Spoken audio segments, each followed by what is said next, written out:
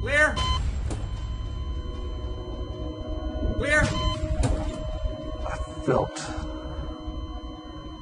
like I was fading away. Next thing I knew, off in the distance, I saw white light. Jim Anderson was dying from a massive heart attack. The only signs of trouble came a year earlier, but his doctor called the symptoms stress-related. Jim was working 12-hour days as a supervisor at a wastewater treatment plant. But this time, Jim knew it was much more than stress. I was resting in my bedroom, and all of a sudden I had a crushing pain in my chest, and the pain radiated down the arm, up the side of the neck. Couldn't catch my breath. And I called to my daughter. I said, "You're going to have to get me to the hospital. I'm not going to make it." A balloon catheter was inserted into his artery. He was stabilized and placed on a heart transplant list. But 2 days later, Jim flatlined. I could see everyone rushing into the room, but I couldn't hear the alarms going off. It's like I had gone underwater. The hearing had just faded away. That's when I began to pray. I knew I was dying. It wasn't a scared praying. It was earnest to take care of my family. As I prayed, it got darker to the point it went black. Next thing I knew, off in the distance, I saw white light.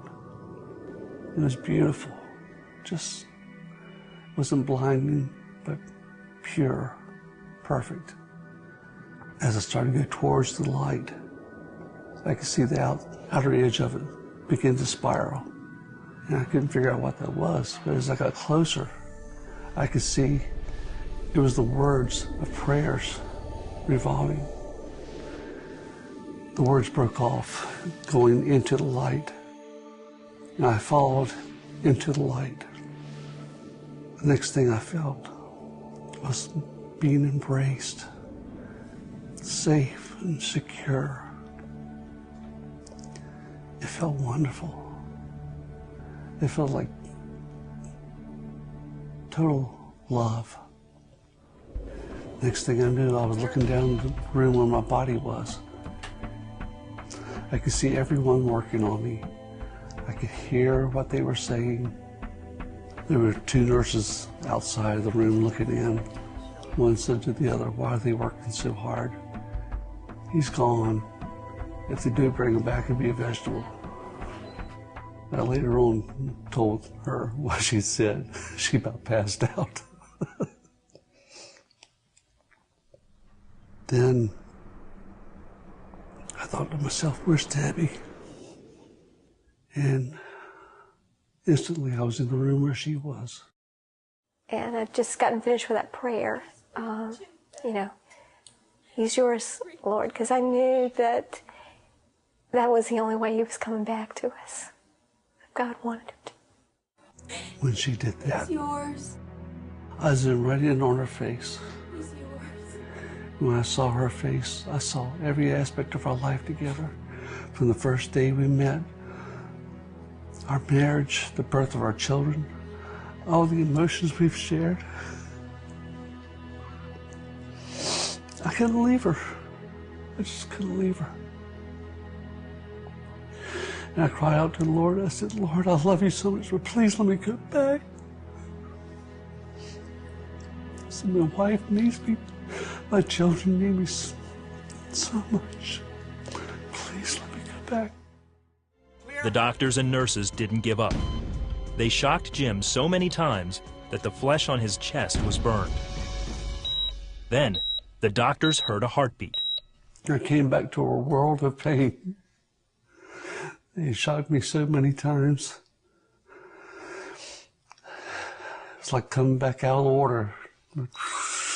Just my hearing came back. I could hear them telling me, "I can't believe it, he's back, he's back." I said, "Can you hear me?" And I took that first breath on my own. Have you ever tasted honeysuckle? That's exactly what that first breath tasted like. It was so sweet, so wonderful. And I just thank the Lord.